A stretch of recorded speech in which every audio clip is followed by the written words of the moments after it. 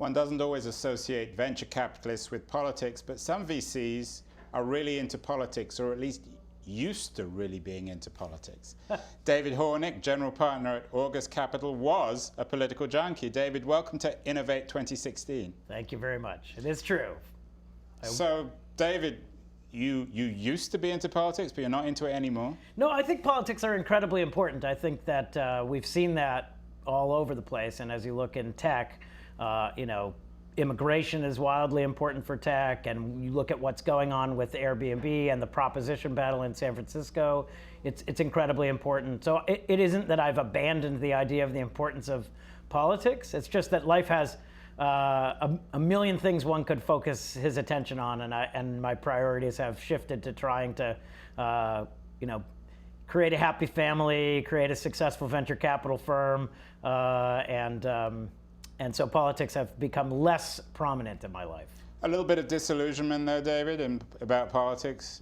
Your youthful interest, belief, faith, hopefulness about politics has changed now to a degree of disappointment?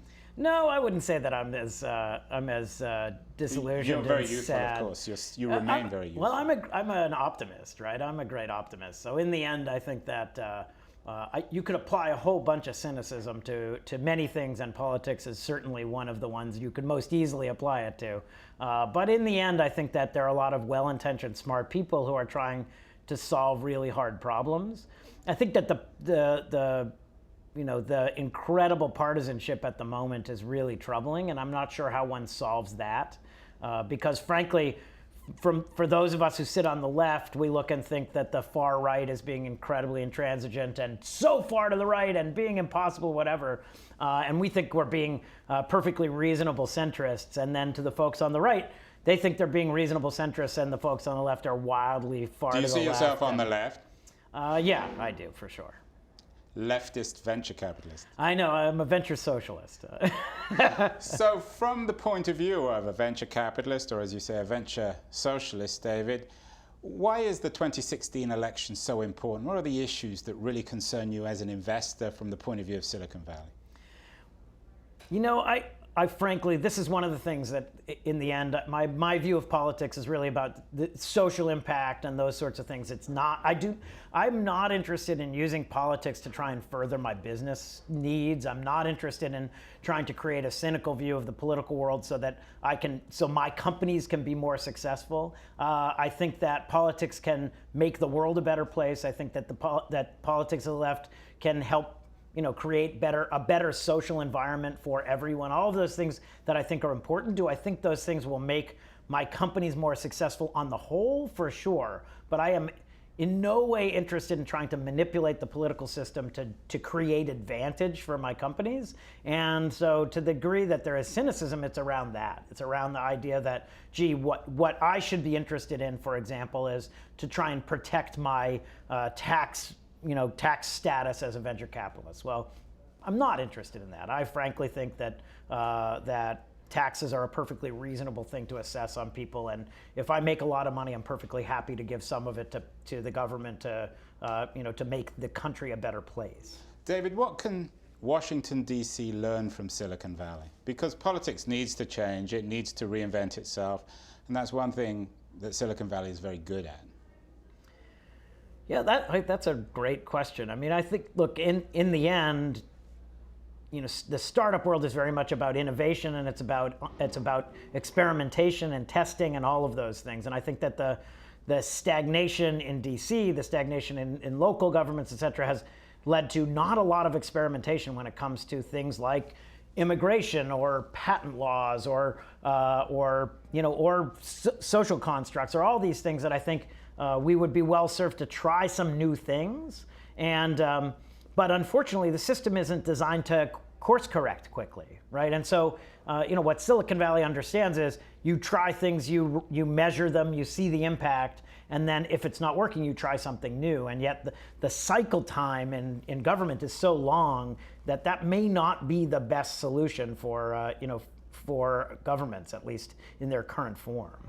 David, some progressives see the sharing economy as solving some of the core problems of inequality and opportunity in the old world. Do you agree with that? Do you think that companies like Uber and Airbnb can change the nature of work and opportunity, making it a fairer world?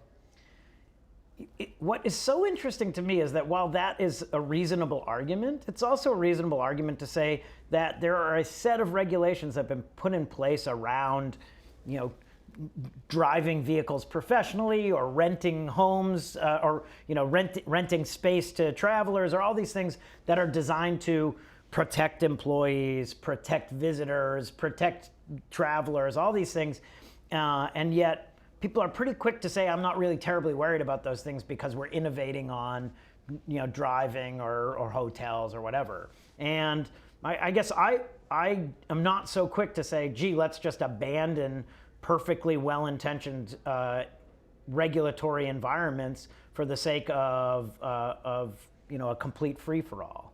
And so by saying that, I'm a heretic here in the tech world, right? So you believe in regulation? I think that well-intentioned regulation that is well-designed can actually create good.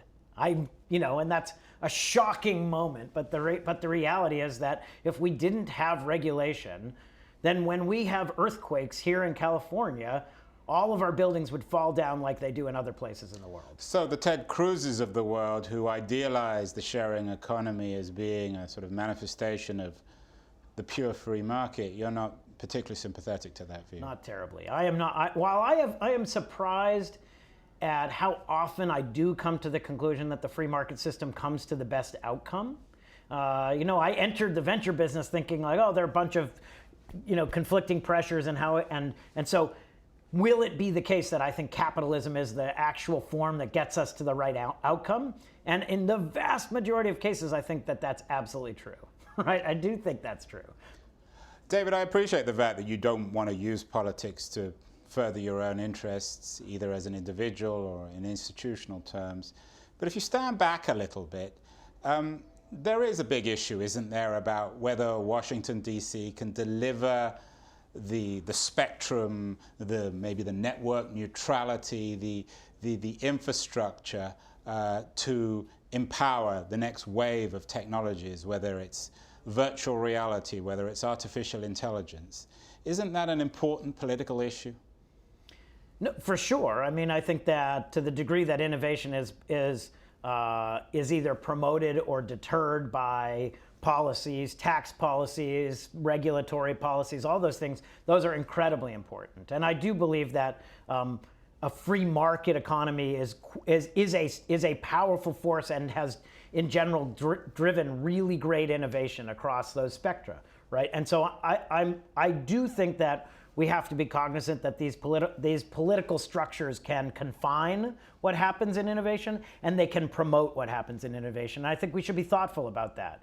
But I find so much cynicism in it, and in this instance, I completely agree with Larry Lessig that the economics of politics are really distorting, and so to the degree that we continue to believe that money is speech, and to the degree that those people whose jobs it is to create policy are dependent upon money to stay in power, then we're going to have a very broken system that is really brokered by dollars and not brokered by intellect. And how does that play into, say, the issue of spectrum and making sure that the quality of bandwidth is guaranteed for most Americans when it comes to using their new mobile devices and using apps in education and healthcare right across the gamut?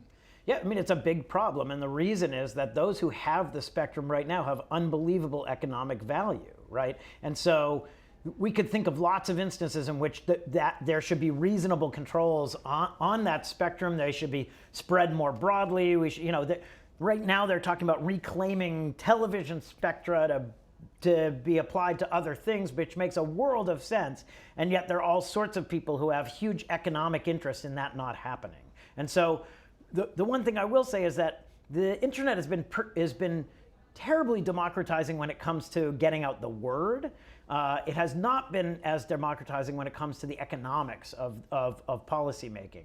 And so the good news is that I think those who have a point of view about greater access and all of those things that would be disadvantageous to corporations have a much bigger voice than they used to.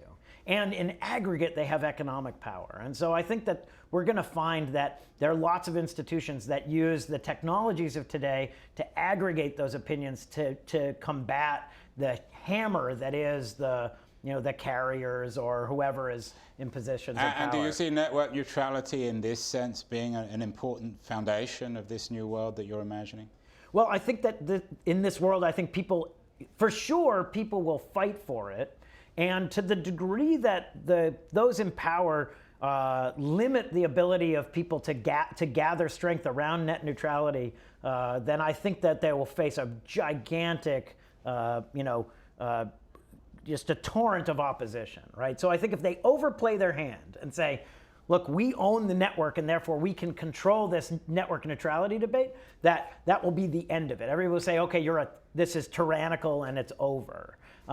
But in the meantime, I think that there are lots of different views of network neutrality, right? I mean, I don't think that the argument has been made that network neutrality isn't about complete neutrality. It's about creating sufficiently neutral markets that there are competing interests, right? And that one could legitimately compete by selling higher speed spectrum or selling greater access or selling cheaper, whatever.